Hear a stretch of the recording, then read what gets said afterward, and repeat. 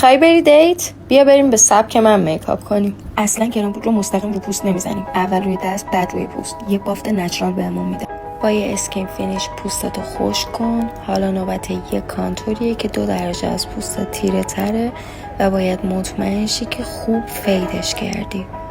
به پشت پلکت یه روشنی ملایم بده. حالا برای اینکه خیلی تو ذوق نزنه با یه مداد قهوه‌ای گوشه چشمتو امتداد میدی. این شکلی. با یه سایه قهوه‌ای ملایم خط کریستو مشخص کن. این کار باعث میشه چشمات عمق پیدا کنه. یه کمی هم به موجه های پایینیت بزن. کانتور بینی فانتزی هم که قبلا یادت دادم، یه خط بالا، یه خطم پایین و یه روشنی بینش. برای گونه ها از یه رژ گونه قرمز میزنم رو سیب گونم و بینیم. همونو یکم برای اینکه هارمونی داشته باشه به پشت پلکم میزنم.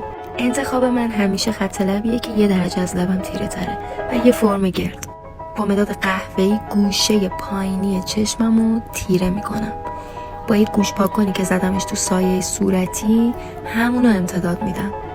داشت یادم میرفت هایلایتر بزنم به جلوی چشمم. یه بالم لب حسابی، یه کمم ابروهامو ادامه میدم. این میکاپ در عین حال که طبیعیه تو رو شادابتر و زیباتر و شیکتر میکنه.